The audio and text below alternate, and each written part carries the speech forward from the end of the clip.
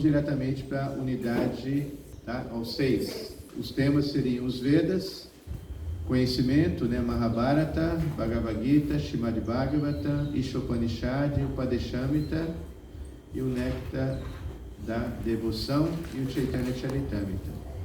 Nas aulas, nós falamos brevemente sobre cada uma dessas escrituras. São os livros que Prabhupada selecionou o nosso currículo, tá? São livros porque os Vedas têm tantos livros, gente, tanto livro, que se Prabhupada deixasse, assim, você livre para estudar, você deveria viver pelo menos 100 anos para conseguir ler ininterruptamente todos os Vedas. É necessário ter várias leituras para ter alguma compreensão, uma compreensão até introdutória do Bhagavad Gita, por exemplo. Então é melhor a gente se ater a essa recomendação desses livros que foram citados aí. Então nós falamos sobre o Bhagavad Gita. Primeiro a gente definiu o que é conhecimento, não foi? Pode falar para mim o que é conhecimento, gente? Deixa eu abrir aqui as questões. É conhecimento do ponto de vista dos Vedas. Que é conhecimento do ponto de vista dos Vedas. Ele trata de conhecimento inédito, ele é eterno, são informações não para apenas filosofia espiritual, mas que também fala sobre psicologia, astronomia, história, medicina ayurvédica, arquitetura, arte da guerra. Está bem abrangente, né? O que mais? Quem pode... A origem de todo conhecimento. Sim. Saber o que é matéria e o que é espírito. Sim. A diferença... Foi bem no ponto, é isso mesmo. Uma vez Prabhupada estava dando uma palestra numa universidade e ele perguntou, está na introdução do Ishopanishad, aonde está uma cadeira aqui, onde está a cadeira que estuda quem você é? Né? Então, apesar de a gente ter tanto conhecimento, não tem uma cadeirinha, nem um banquinho, né?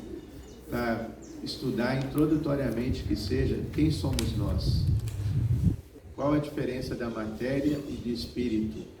Então não existe, então o conhecimento védico é completo, porque além de explicar todas as ciências, todos os ramos de conhecimento humano, ele também se detém a explicar sobre Sankhya.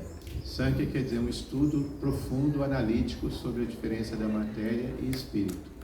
E o Bhagavad Gita ele já inicia com esse tema.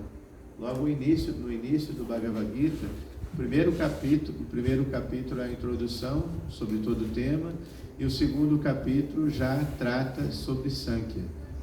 Inclusive, e é tão necessário, né, gente? Porque a vida, ela vem acompanhada da morte.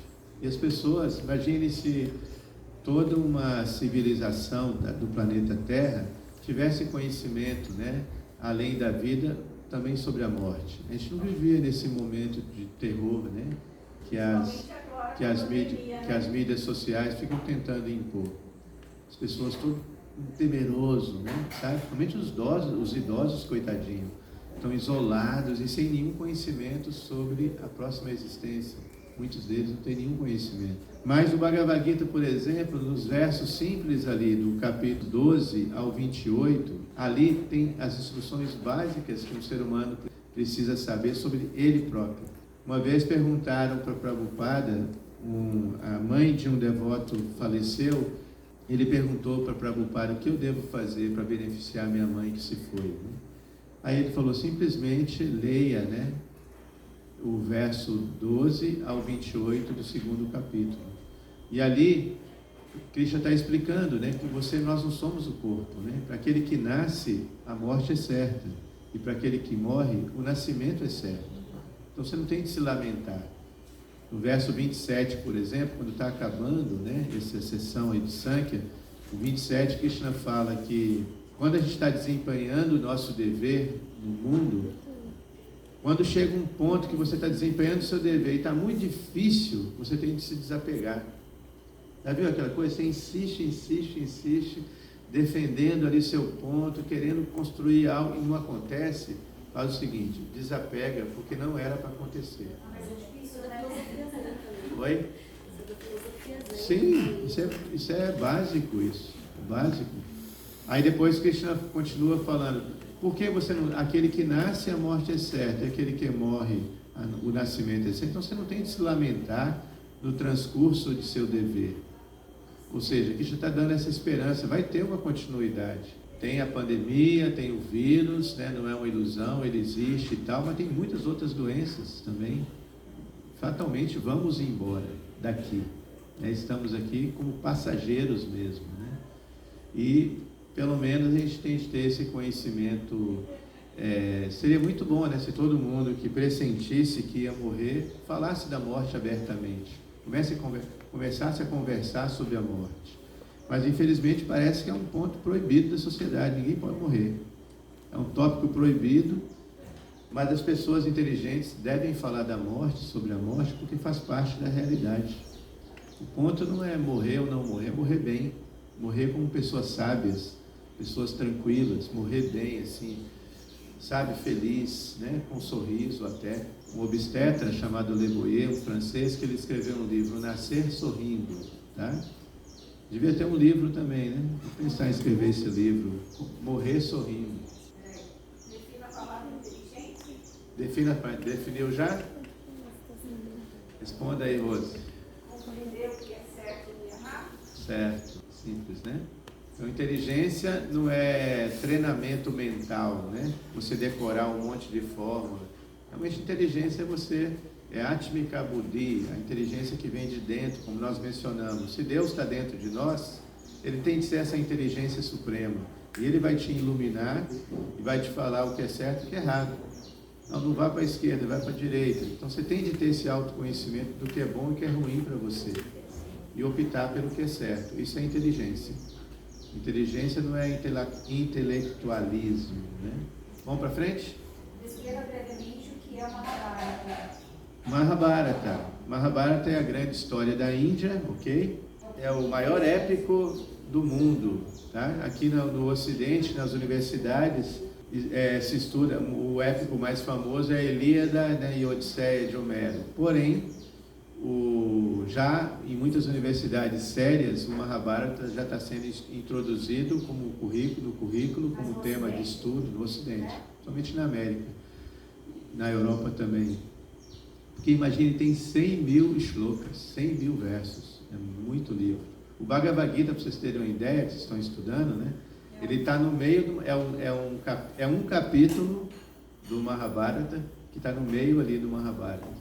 Tem 700 shlokas, dentre os 100 mil, né, que existem, tá bom? Então é a grande história da Índia, tem fatos assim magníficos assim de histórias desse planeta e de outros planetas, que na verdade o objetivo é mostrar a importância do homem ser virtuoso, né, e desenvolver, encontrar sua relação com Deus, né, com Cristo. Tá bom? O cerne, o ponto auge do Mahabharata é o Bhagavad Gita, tá? Que é conhecido como Gita Upanishad, a essência dos Vedas. O Bhagavad Gita também é conhecido também como o único Veda, porque é a única escritura que é falada diretamente por Krishna. E tem dois tipos de escrituras dos Vedas, que é Shruti e Smriti. Shruti são as escrituras ancestrais, antigas, faladas diretamente por sábios, né? Mas o Bhagavad Gita é falado diretamente por Krishna mesmo. E, por isso, Bhagavad Gita, Gita, a canção do Senhor Supremo. Simplesmente, né, por estudar o Gita, né, tem, por exemplo, um instituto na Índia que ele dá graduação para os estudantes sérios do Bhagavad Gita. E aqui no Brasil nós temos o Instituto Jaladuta, que é lá em Campina Grande, na Paraíba, e ali tem um seminário e tem uma metodologia, né, para estudar o Gita. Eu fiz esse curso do Gita com eles, e quem consegue atingir, acho que até 65% de aproveitamento do curso, ganha um título É um título considerado o primeiro título acadêmico dentro da escola Vaishnava. É chamada Bhakti Shastri. Bhakti Shastri é aquele que é perito na filosofia da Bhagavad Gita. Aí tem que decorar, tem que saber os versos de cor, fazer várias redações, várias perguntas. Aí você aprende as divisões do Bhagavad Gita, que são sessões temáticas. É um estudo bem profundo mesmo, bem bacana. Eu fui passada, o senhor foi falado agora há pouco sobre nascer e morrer, o senhor falou, daí eu fui procurar, o senhor falou exatamente como está aqui. Aí eu pensei, meu Deus, como que consegue guardar tudo? Qual é o verso, qual é o capítulo, onde é que está e tudo que está escrito. Tem amigos meus que sabem mais ainda. É a obrigação nossa, né? Porque a gente está há muitos anos, desde os meus 18 anos, né? Já li algumas vezes, então é obrigação saber. Eu sei uns 70 versos de cor do Bhagavad Gita, 70, 100 versos, mas eu queria ter mais tempo, né? Para estudar bem mais, me dedicar mais ainda. Porque como meu mestre mesmo disse, que já esqueceu o número de vezes que leu o Bhagavad Gita, e cada vez que lê, tem um insight diferente, né? Um significado diferente. Qual outra pergunta? Então, a outra escritura, né? Então eu falei do Mahabharata, Bhagavad Gita, depois do Bhagavad Gita tem o Bhagavatam, que na academia é conhecido como Bhagavata Purana, que é um estudo pós-graduado ao Bhagavad Gita, tá? Que o Bhagavad Gita ele acontece no cerne, né, no centro ali do Mahabharata, antes de acontecer uma grande guerra fratricida, né? Então, Vyasa, estrategicamente, ele coloca esse texto no meio, porque deixa todo mundo naquela emoção, né? Vai acontecer essa guerra. Aí ele, antes de acontecer a guerra, para entender a guerra tem de ler o Gita, entendeu? E depois não tem... E o Bhagavatam, eles são... É um dos Puranas, tá? Existem 18 Puranas na literatura dos Vedas. O que é Purana? Histórias antigas, tá? E o Bhagavatam é considerado dos 18 Puranas é o principal, tá? E falaram que o senhor tem um exemplar que foi de Prabhupada, de algum desses livros. O Bhagavatam. Ah, a gente quer ver, você gosta um dia? Está no museuzinho ou está no cinema? Está lá em casa, lá. Ah. Foi um prêmio que a nossa editora, a BBT, todo ano ela dava um prêmio para quem vendesse mais livro no Brasil, um acumulado anual. Aí teve um ano que eu ganhei, o prêmio era esse livro. Esse livro foi um dos livros que Prabhupada trouxe no baú dele, né? Que ele chegou no Ocidente apenas com um baú de livros. E aí, de alguma forma, apareceu esse livro aqui. Eu ganhei esse prêmio. É um exemplar do baú? Um exemplar. Então, o Bhagavatam é maravilhoso também, gente. Aqui em Nova Gokula, a gente lê um versinho por dia. Tá? Todo dia pela manhã, a gente lê um verso. Então, é possível vocês colocarem nessa rotina, a rotina de vocês diária, do sadhana, ler, por exemplo, canta uma volta de japa e lê um verso com significado.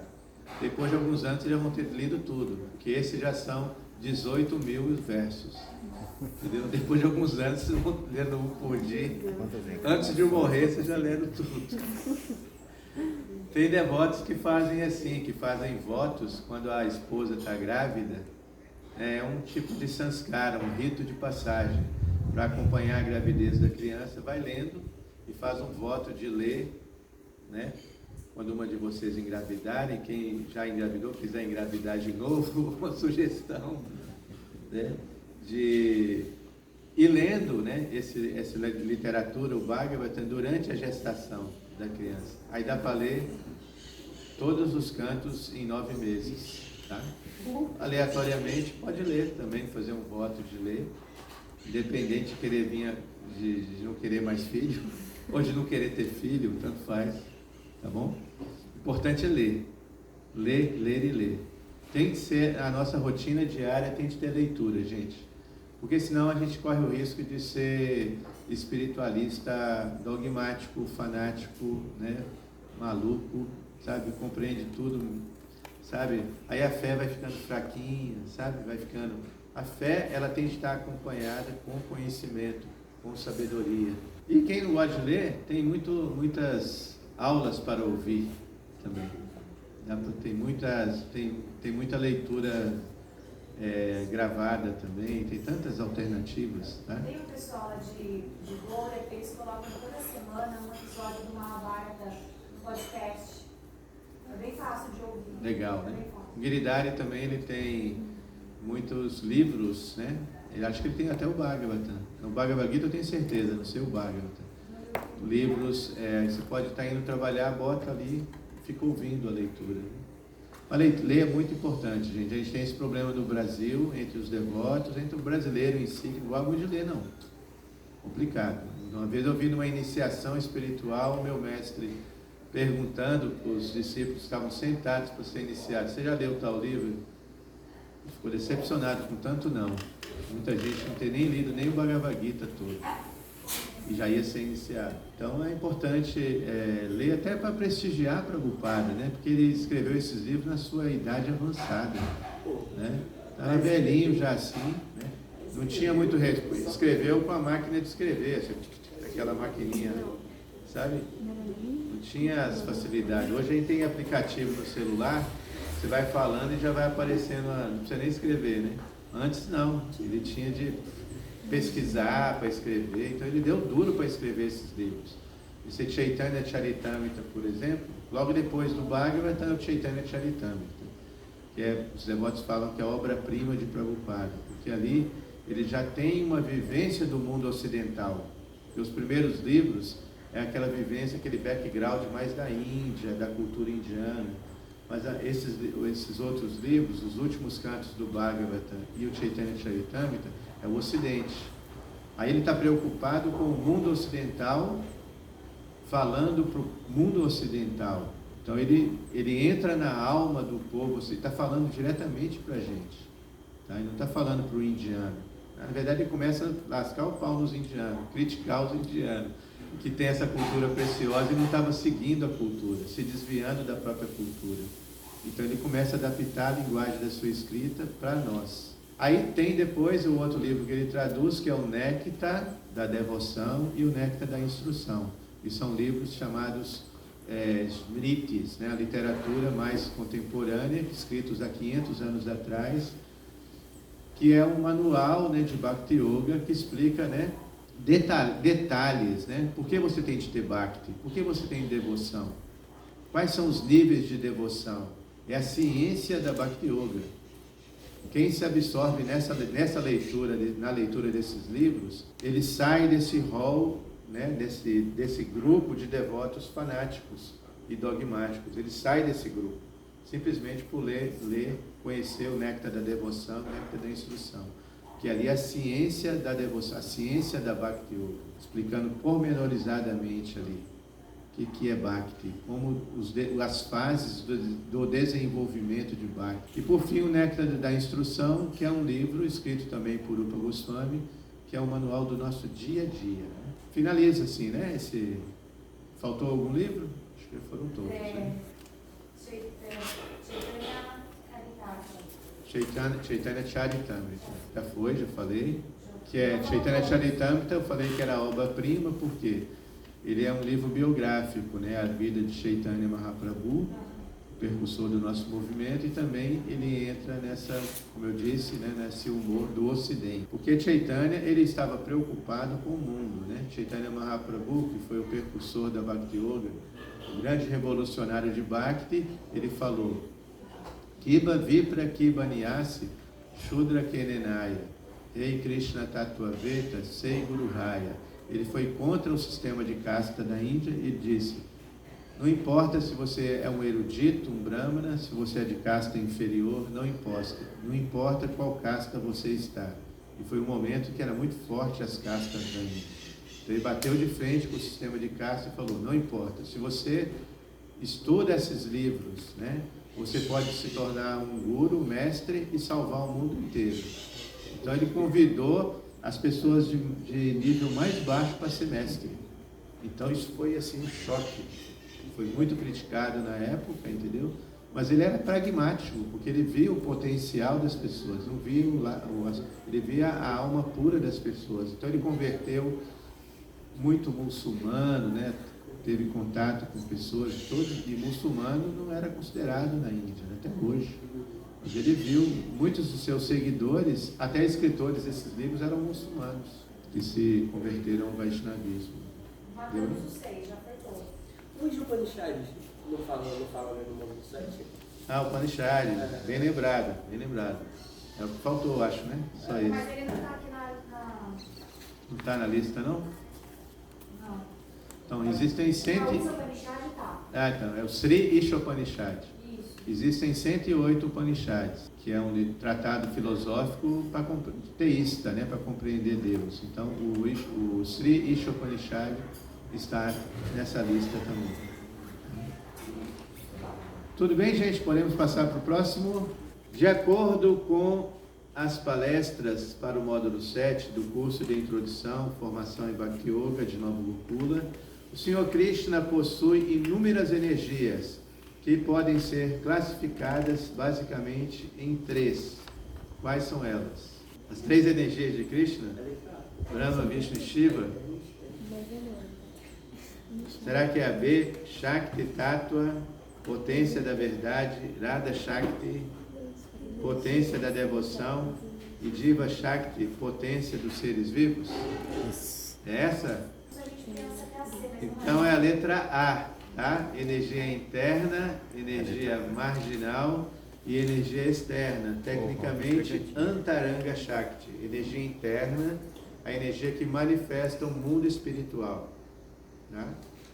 Na verdade, tem um texto dos Vedas que falam Parasya Shakti Vividaiva Shuyate, que Deus, ele não, sendo ilimitado, ele tem potências múltiplas, ele tem ilimitadas potências, mas a gente resume essas ilimitadas potências em 3. Antaranga, a energia espiritual; Bahiranga, a energia material, que manifesta os mundos materiais, a energia material, Maya, ilusória; e Tatasta Shakti, a energia marginal. Defina a energia marginal para mim, Neuza. Oi? Sim. Energia marginal, que é a diva. Você pode explicar? Não é só diva aí, não. É tipo tá no meio, né? Não é nem interna nem externa. São a energia que compõe as entidades vivas, ou seja, sim. E por que é considerada marginal, Vrinda? Compõe parte da energia interna, ou seja, a gente compõe parte da energia externa. E aí a gente fica nesse meio, assim. Eu me lembro que o senhor usou até de exemplo quando você deu essa aula. Prabhupada, quando chegou a Nova York, ele foi falar com os marginais, né? Que sim. eram as pessoas que eram sim. excluídas e que precisavam receber o conhecimento. É isso mesmo. Isso aí, Iago, é isso mesmo. Marginal significa que você pode escolher estar sob a influência da energia superior ou energia inferior. Marginal, originalmente, toda diva, toda alma faz parte da energia superior. Mas, como eu disse, o livre-arbítrio, né, o abuso do livre-arbítrio, na verdade, faz com que estejamos no ambiente de Bahiranga, no ambiente da matéria. Mas, exercendo apropriadamente o nosso livre-arbítrio, podemos optar em voltar para a energia superior. É como, por exemplo, né, não é um prazer para nenhum governante criar uma prisão. Outro dia eu fui, ano retrasado, eu fui com o Maharaj Chandramukha para um evento numa cidade chamada Sicope, acho que é Sicope, lá no Mato Grosso. Sinop. Cidade que tem novinha ela, não sabia que tinha cidade tão nova, 40 anos a cidade. Uma cidade feita por agricultores que foram lá plantar soja e tal, e resolveram fazer a cidade mesmo organizada, com hospital, com tudo. Aí eu perguntei para um amigo meu, professor que levou a gente para lá, perguntei para a boa, é o seguinte, não tem prisão aqui não, né? Uma cidade tão nova, não deve ter cadeia, né? Eu falei assim, tem sim. Ou seja, em algum momento histórico, começou a haver contravenção, né? Ou seja, algum cidadão começou a burlar a lei, a não seguir a lei, perturbar a ordem social. Aí foi necessário, logo no início da criação da cidade, uma prisão.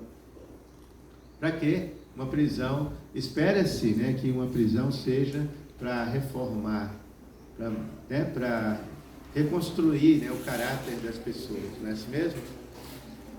Então não é um prazer para Krishna criar esse mundo, né, e deixar as pessoas, né, presas, iludidas, né?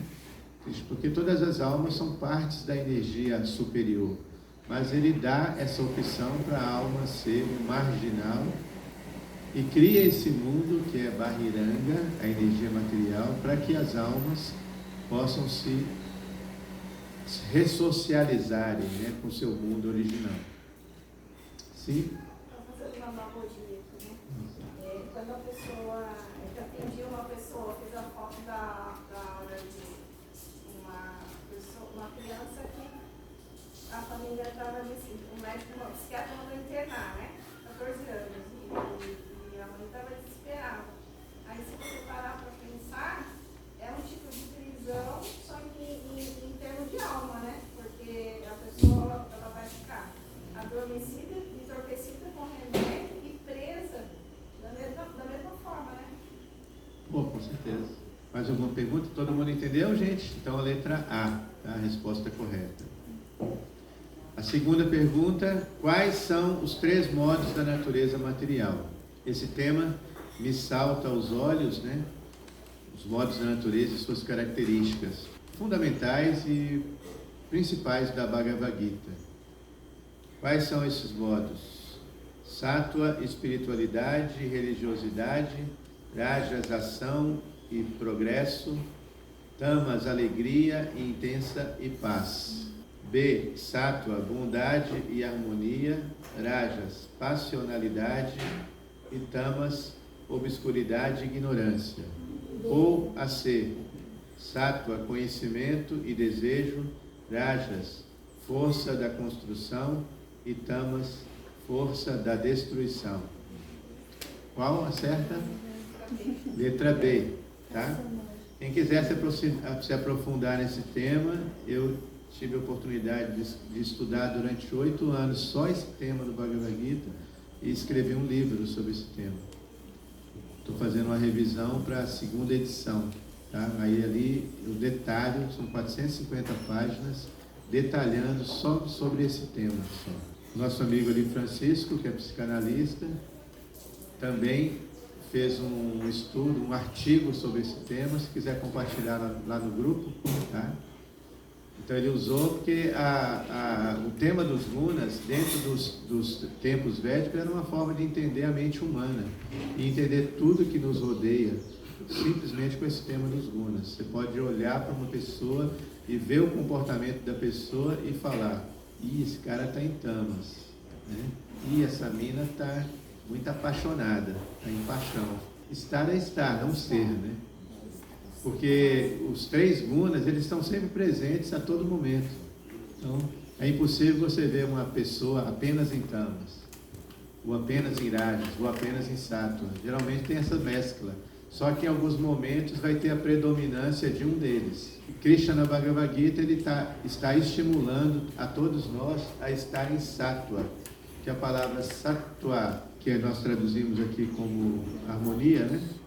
Bondade e harmonia, na verdade, literalmente a palavra sattva em sânscrito quer dizer a tua sat, a tua harmonia. Você é o estado natural do ser. E qual é o estado natural de todo ser? É a harmonia, né? A gente faz um monte de coisa, né? Esse mundo a gente se complica, mas o que a gente mais gosta de fazer? Estar em harmonia, né? Não é mesmo? A gente não quer estar sempre em harmonia, tranquilo, né? Porque esse é o estado natural de todo ser. Qual é a correta explicação sobre o mundo espiritual? Letra A é o mundo imanifesto e infalível, o destino supremo, aquele lugar do qual jamais se retorna após alcançá-lo, e é a morada suprema. B é o mundo da dualidade, ansiedade e felicidade, prazer e dor. É o mundo manifesto e celestial, o destino dos deuses. Foi só para... Então, a letra C não pode ser porque A letra C não pode ser porque é um mundo celestial. Dentro da teologia védica, o mundo celestial é o mundo dos deuses, né? Que é o mundo celeste, o céu, que é considerado material dentro da nossa teologia. É um mundo superior à Terra, é um mundo dos planetas de delícias divinas, né? Mas é temporário, é um lugar que vai ser... Oi? É, o crédito karma. Acaba. Você vai lá com crédito karma, mas acabou o crédito e descer. E o B, que é o mundo da dualidade, essa aí você descarta na hora, né? Que o mundo espiritual não pode ser de dualidade, né? E nem de ansiedade, muito menos, né? Um dos mundos espirituais, a região chamada Vaikunta, é conhecido como Vaikunta, significa isso, não um lugar sem ansiedade, né? Então só pode ser a primeira, tá? Que é o mundo imanifesto e infalível, o destino supremo, o lugar que todo mundo deve ir, deve almejar ir, e aquele lugar do qual jamais se retorna após alcançá-lo. Essa é a próxima. Essa é a próxima, né? Qual destino, qual alternativa define brevemente a vida material? A gente estava na 3. A 3 está assim: qual é a correta explicação do mundo espiritual? Agora, qual alternativa define brevemente a vida material? A vida material é absoluta. A vida material é absoluta? Não. A vida material é livre de misérias? Não. Não. Tudo na existência material é influenciado pelos modos da natureza. Yes. A C, né? 5, ao tema atual aí, ó. O suicídio não se justifica. Trata-se de uma violação à lei da natureza. É inadequado interromper a duração da vida. Qual a única alternativa abaixo que é falsa? Sim. O suicida terá de aceitar uma forma espiritual, espectral? Não. Com certeza, né? Com certeza. É a afirmação falsa que está pedindo. Então, o suicida vai encontrar uma forma, pode encontrar uma forma espectral. Espectro quer dizer fantasma, né? Só não tem corpo. Porque o que define a transmigração da alma é o estado de consciência, já falamos nisso. Na verdade, aqui, durante a vida, já estamos esculpindo, né, moldando a nossa próxima existência. Nós estamos sentados aqui, vamos aonde decidirmos ir. E a próxima existência a gente já está definindo já nessa vida. Porém, se uma pessoa interrompe a sua vida prematuramente, o que acontece? Ela não... E se ela morre uma morte extemporânea, né, aquela morte brusca, ela não formou, né, o HD dela, você não apertou o botão, né, para mostrar ali, né, o corpo que ela tem de... Então ela fica por aquele período numa forma espectral. Por isso nós temos os ritos de passagem para ajudar essas pessoas, né, as almas que morrem prematuramente, para rapidamente alcançar, né, o seu corpo grosseiro, né, e continuar o seu ciclo, né. O suicida se torna um criminoso? Só se for da sua própria existência, né? Isso é verdadeiro também, né? O padre comenta, né, que é um crime, né, você está fazendo para si próprio, né? Você me interromper a sua vida, né? E o suicida alivia seu sofrimento? Não. Falso, né? E a gente está vendo tanta notícia, né, gente? A coisa mais triste nessa pandemia é essa, né? Eu não sei a história de outras pandemias, que sempre teve pandemia, né? Mas essa pandemia tá muita gente ficando com problemas mentais e a ponto de tirar a própria vida, né? Uma pessoa que comete suicídio, assim, a questão da consciência, que nem você falou, a pessoa ela não está numa situação extremamente limitada, porque assim, é uma pessoa o que faz a pessoa desacreditar na própria vida. Então, existem fatores que fazem essa pessoa não querer mais continuar existindo. O desespero, sim, o medo, a insegurança. Então, nesse caso assim, a pessoa não tem como responder por ela mesma, porque ela está fora de si. Por isso, né, é como uma criança, né? a lei do karma é a justiça da natureza, né? A justiça que não falha, né? Então é como, por exemplo, uma criança que o fogo queima, sempre queima o fogo, não é assim? Uma criança inocente, ela olha o fogo aceso e ela não se toca, né? Às vezes a criança fica brincando com o fogo da vela, né? Que além do fogo tem aquela cera, né? E aí ela fica lá curtindo. De repente, quando cai a cera nela, aí ela vai pensar 2 vezes antes de fazer aquilo, né? Porque aí também não se encaixaria os viciados, Tudo, né? Porque é um tipo É. de suicídio, só que mais lento. Então, é a pessoa, a lei do karma ela é incompreensível, né? Esse é um tema à parte. O que Prabhupada quer definir aqui, dentro dessas questões, é mostrar que não vale a pena. Inclusive, ele classifica como um crime, né? Um crime contra si próprio. Porque você não é dono da sua vida. Ninguém é dono da sua vida. A gente tem gente que a gente vive. Você recebeu uma cota, né? E você se responsabiliza, né? Você tem que ser responsável pela sua própria vida, né? E depois de um tempo, né? Você tem uma cota de respiração. Isso é chamado prana, né? Prananata, né? Krishna é conhecido como Prananata. Prananata que é do Senhor da vida. Então ele é o dono da vida. Então ele empresta para a gente essa vida. E você nasceu e tem os seus pranas, né? Tem 5 tipos de pranas, 5 tipos de ares que circulam no corpo. O mais comum é o ar que entra e o ar que sai. Os yogis ficam inalando, né, o ar que entra e o ar que sai, e eles têm uma vida tão harmoniosa, respiram tão lentamente, que eles conseguem aumentar a duração da vida deles, pela respiração harmoniosa. Tem yogi que vive 200 anos, 500 anos, sabe? Nos tempos védicos vivia-se muito, mesmo na história da Bíblia, parece que é Abraão, que viveu 700 anos, né? Imagine se ele praticasse. Agora, veja só, por que a pessoa se acha no direito, né? Então esse é o ponto, né? Ignorantemente a pessoa acha, eu vou interromper a minha vida aqui, mas como a vida não é dela, ela tem de nascer novamente, passar aquele período que ela tinha de viver de uma forma espectral, e quando termina aquele período, ela vai ter de continuar, sabe? A jornada dela.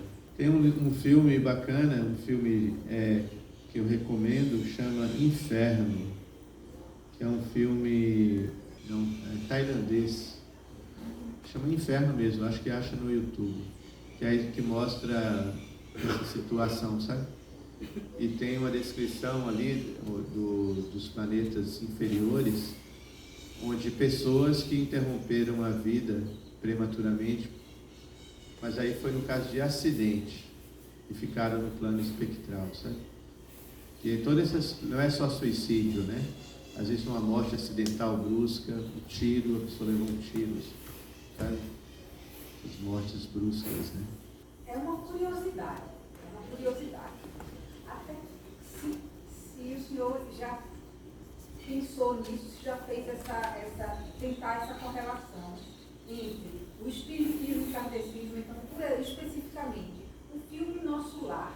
O filme Nosso Lar tem uma pessoa que morre e vai para um umbral, e depois ele vai para o Nosso Lar, uma cidade, né? É uma dúvida que eu tenho. Ele estava como forma espectral no umbral ou não? Ele estava num plano espiritual, porém numa região com uma vibração muito mais baixa? Essa relação entre essa forma de se dizer o que vai acontecer após a morte aqui no Ocidente e o que é dito no Oriente, especificamente na Índia. Porque o que acontece depois que a gente morre vai ser a mesma coisa, aqui e lá. Mas a forma de se falar é que deve ser diferente. Já pensou, já estudou? Não, tem a ver. A explicação de Kardec, né, tem tudo a ver com a nossa Tem uns pontos que te chocam. Acho que o único ponto que mais se choca é a questão da mente em psicose, né? A questão de achar que porque, segundo o conceito dos gunas, o que vai determinar a nossa própria existência é o nosso estado de consciência relacionado com os gunas, entendeu? Uma pessoa em sattva, ela se eleva. Uma pessoa para planos superiores, para mundos superiores. Uma pessoa em rajas nasce no reino terrestre. Ou seja, em rajas a pessoa tem desejos ainda. Então ela continua na terra, entre os homens, para continuar os desejos. E uma pessoa obscura em tamas, ela pode ir para esse... tem vários tipos de braus também, né? Sabe? Tem vários níveis de braus, né?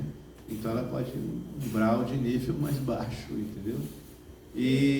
Ou até numa forma inferior. Perder a forma humana de vida.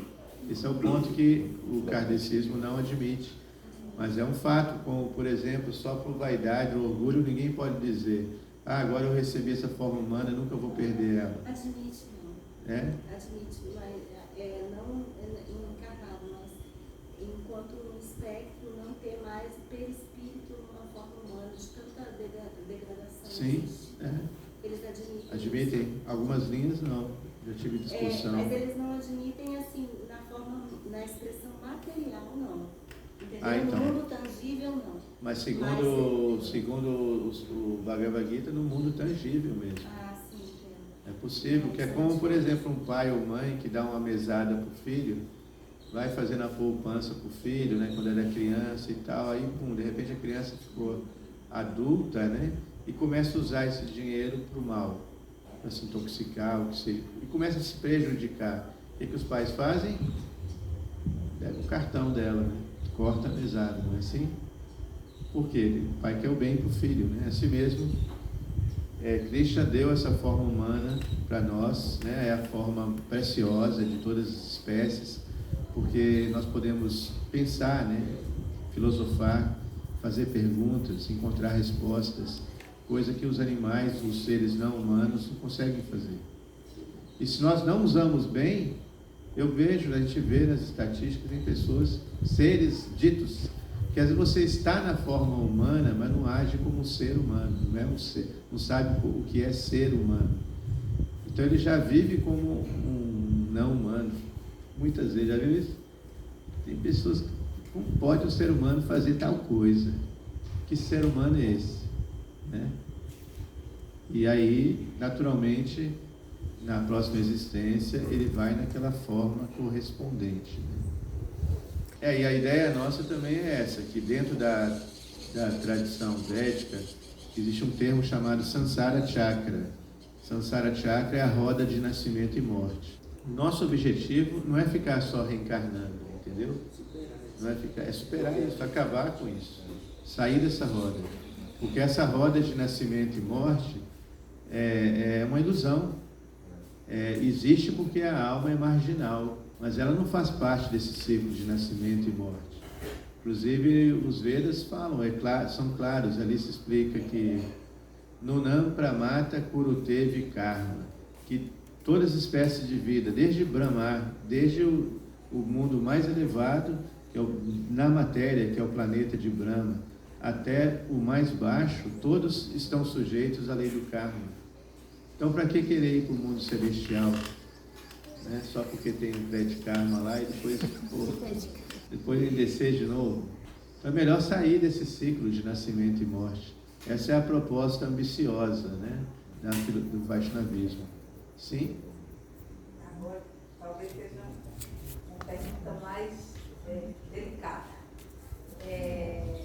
E a gente, para sair da roda da vida, a gente tem que sair daqui da matéria, ou a gente pode sair de planetas celestiais? Pode. Segundo o Bhagavad Gita, tem no final da Gita, Krishna está falando sobre, Arjuna pergunta sobre as pessoas que fracassam na sua busca. Ali Krishna fala que os nascimentos não são triviais, tá? E nascer e morrer também em certas famílias, em certas circunstâncias, não são triviais. Ali Krishna fala que Yoga Brasto Vijayate. Ele fala que um yogi fracassado, depois de muitas práticas, então Krishna exalta tanto o avanço espiritual que ele fala que mesmo que um yogi fracasse, ele fala que ele vai nascer novamente, né, numa família, como é que fala? Shutiman Sri Matangehe Yoga Brasto Vijayate. Shutiman, você pode nascer na casa de um Shriman ou de um guerreiro. Shriman na casa de espiritualistas e guerreiro na casa de pessoas que têm dinheiro. Legal nascer na família rica, porque aí precisa trabalhar tanto, né, gente? Tem mais tempo para ler, né? Tem mais tempo para meditar, sabe? Essa é a ideia, né? Sabe? Mas, infelizmente, muitos ricos ficam chatos, né? Usam mal a riqueza, né? Mas é bom karma, né? Uma vez Prabhupada foi em San Diego, na Califórnia.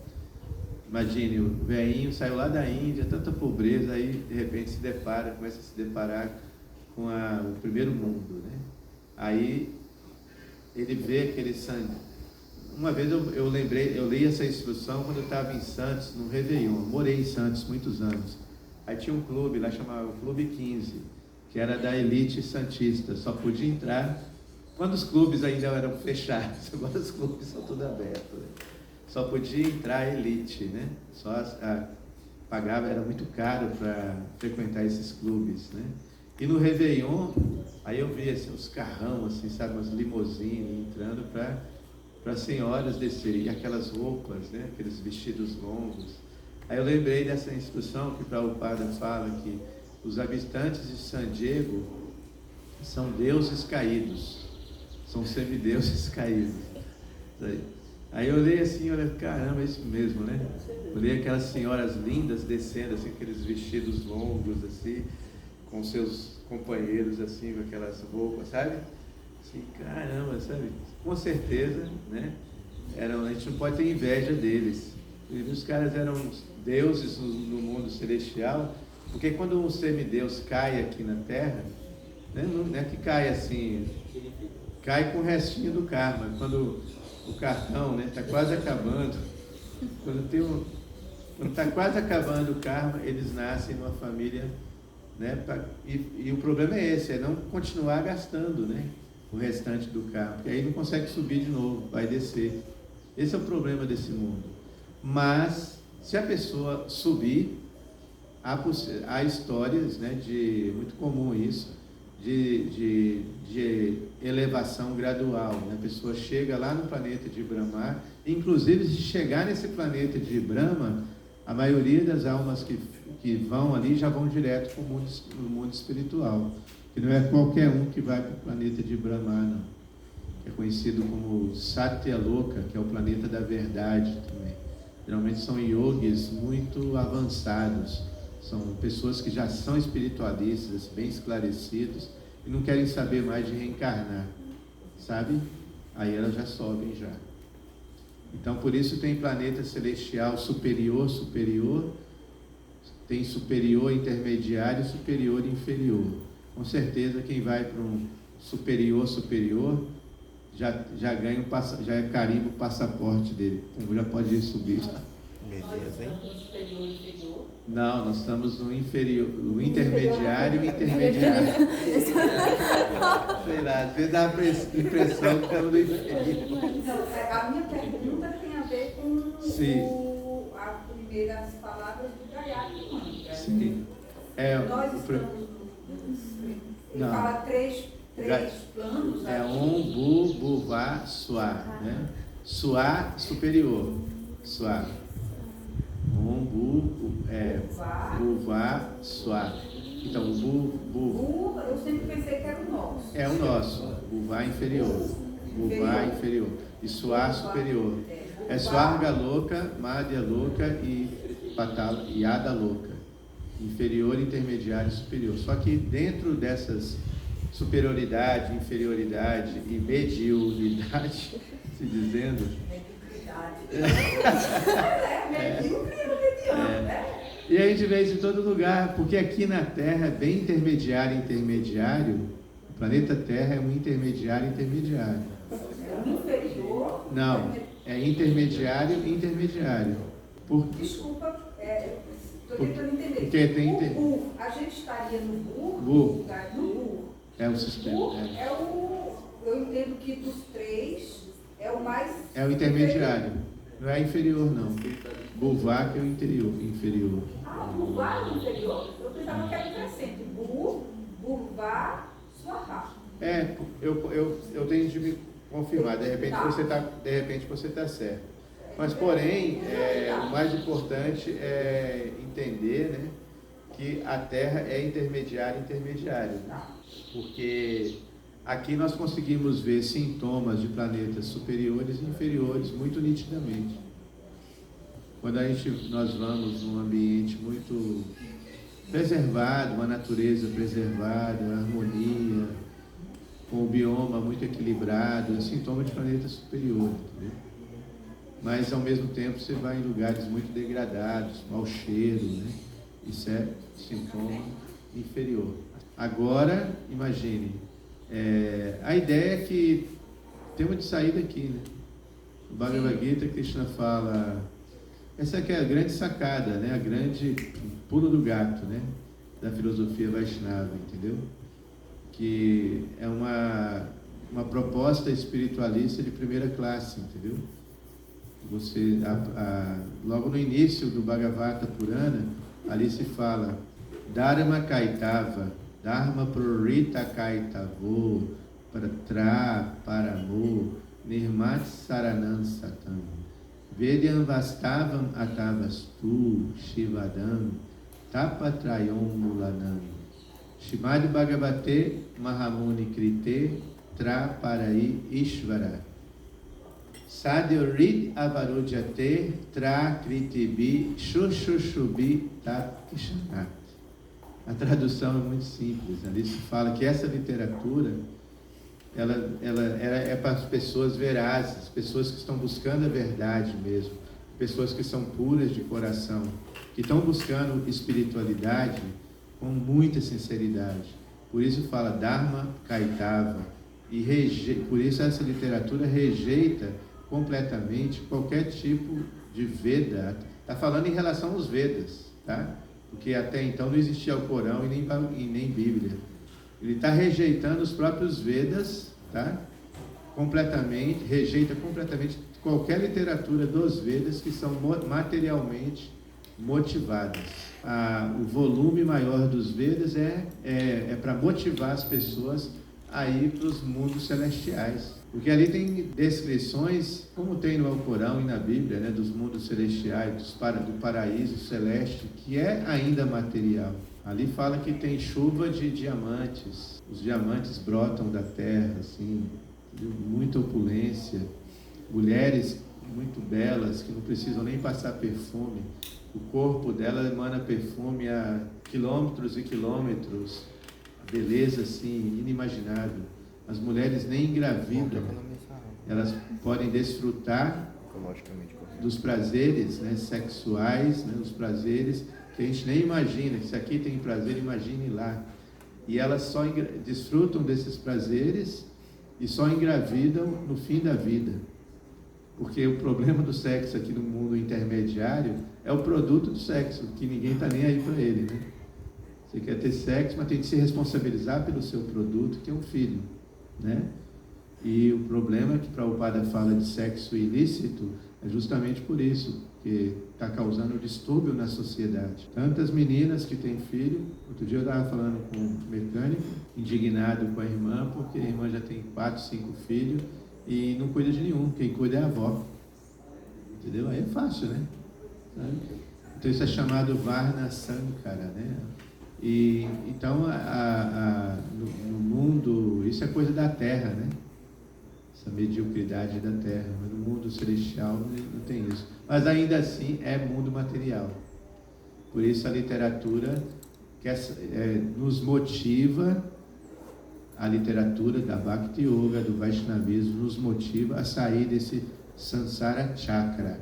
Chakra quer dizer roda. E e samsara, o ciclo do nascimento e da morte. Ora subindo, lá em cima, bacana, desfrutando, depois desce. Ou então está no meio, como nós estamos agora.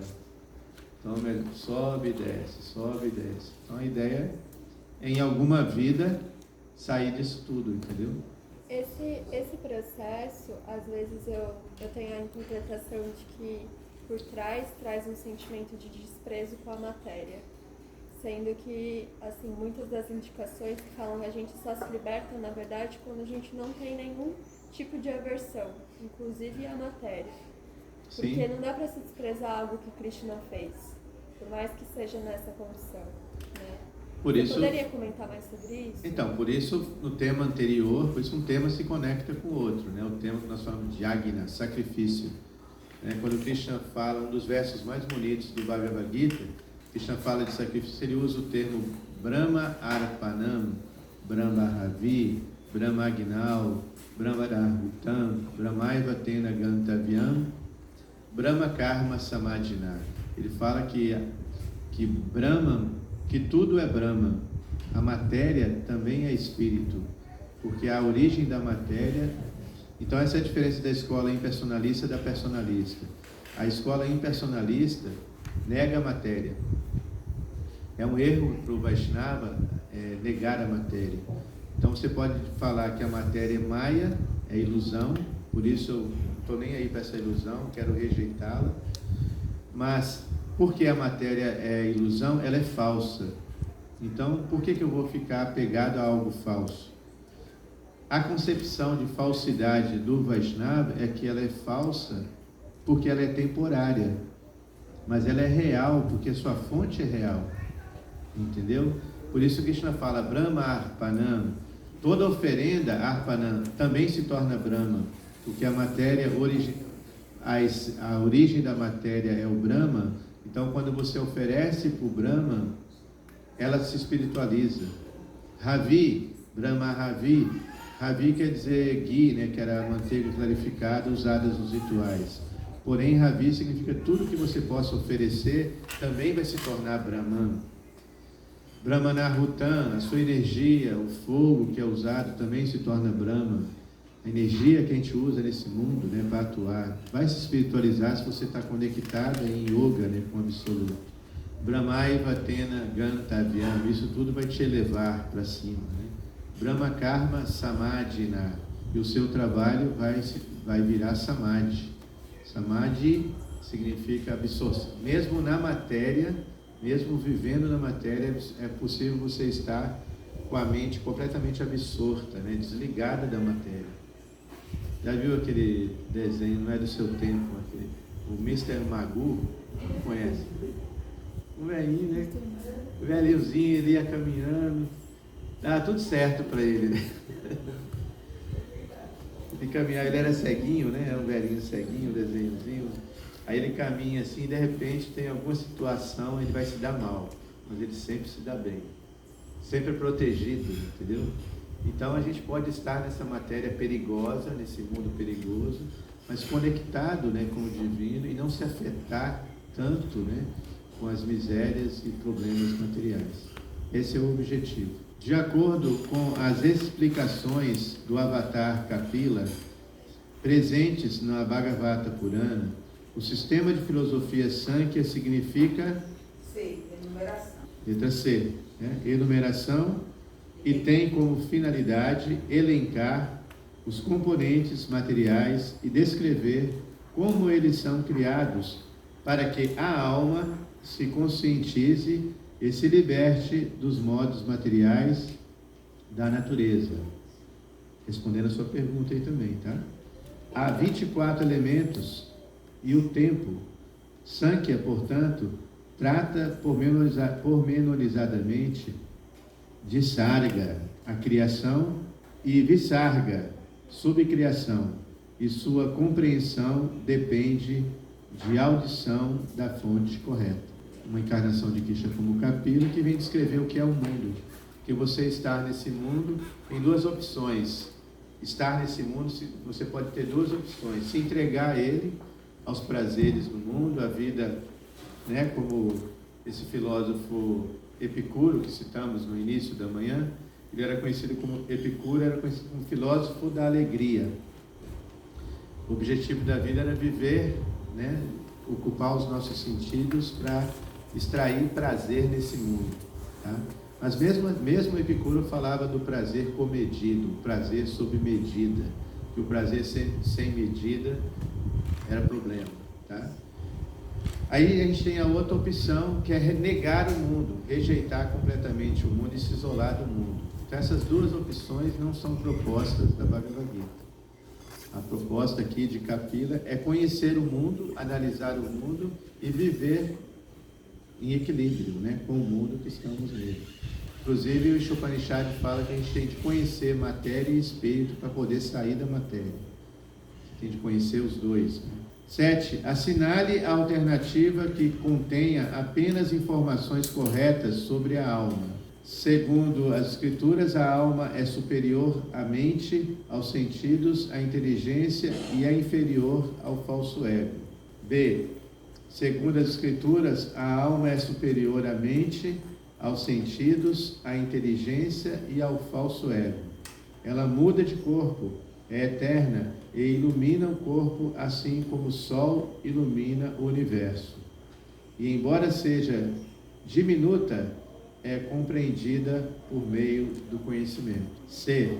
Segundo as Escrituras, a alma é superior à mente, aos sentidos, à inteligência e ao falso ego. E morre quando o corpo morre? B. Então, descartamos a letra C, porque ela não morre quando o corpo morre, e descartamos a letra A, porque a alma não é inferior ao falso ego, né? Ela é superior. 8. O termo sânscrito Pancha Mahabhuta, os 5 grandes elementos, corresponde olhos, ouvidos, nariz, língua e tato, cheiro, gosto, forma, textura e som. Terra, água, fogo, ar e éter. C. Terra, água, fogo, ar e éter. O B, na verdade, é um subproduto do C, né? Na verdade, é por causa da terra que existe o cheiro, é por causa da água que existe o gosto, é por causa do fogo que existe a forma, é por causa do ar que tem a textura e é do éter que surge o som. Então essa é a filosofia Sankhya de Kapila, né? A compreensão dos elementos materiais e suas mais profundas sutilezas. 9. Na Bhagavad Gita, capítulo 2, verso 58, o Senhor Krishna orienta Arjuna a refrear, educar os sentidos. Para tanto, qual é a alegoria que ele menciona? B. A da tartaruga que recolhe seus membros para dentro do corpo. Isso mesmo. A gente tem de usar isso constantemente na vida, viu, gente? Você está em meio a uma grande discussão e tal, aquele debate todo, assim, uma situação particular no ambiente de trabalho, família, e você fica, às vezes, sendo obrigado a se recolher, né? Esse recolhimento tem que ser consciente. Não pode ser um recolhimento decorrente de uma violência, entendeu? Psicológica, o que for. Às vezes, voluntariamente, você se recolhe. Uma tartaruga faz, né? Numa situação de perigo, de medo, o que ela faz? Põe a cabecinha para dentro, põe os bracinhos para dentro, fica ali dentro do seu casco. Quantas e quantas vezes na vida a gente pede a oportunidade de fazer isso? Então, a gente tem que fazer isso. Estou recolhido, mas é voluntário, não pode ser uma coisa decorrente a uma mágoa que vai gerar uma depressão. Não, você se recolhe. Muitas pessoas em volta às vezes não compreendem. Pô, será que ele está triste? Será que está em depressão? Não, era natural isso na tradição. A pessoa se recolher, não, agora é o meu momento comigo mesmo. Né? Os casais, eles têm de compreender. Às vezes o cara não quer falar, ou a menina não quer falar, né? Não quer conversar. Eu estou recolhido, estou fazendo o exercício da tartaruga. Não é assim? Me recolhi. Não é assim? É tão bom isso. Né? 9, gente, eu falei, 10, né? 10, a última. De acordo com a tradição da Bhakti Yoga, como o praticante espiritualiza seus sentidos? retirando para um lugar solitário e meditando apenas? Arjuna rejeitou, né? Krishna rejeitou isso de Arjuna. B. Ocupando seus sentidos por meio das atividades ofertadas a Deus, como, por exemplo, oferecer alimento antes de serem consumidos, ver as formas das deidades no altar, ocupando os olhos, né? Sentir o aroma das flores ofertadas no altar e etc. É a B então, né? A C não pode ser porque retirando os sentidos dos objetos externos dos sentidos e retraindo artificialmente as necessidades corpóreas. Isso os devotos não fazem, porque se fizer é artificial. Então terminamos a unidade 7.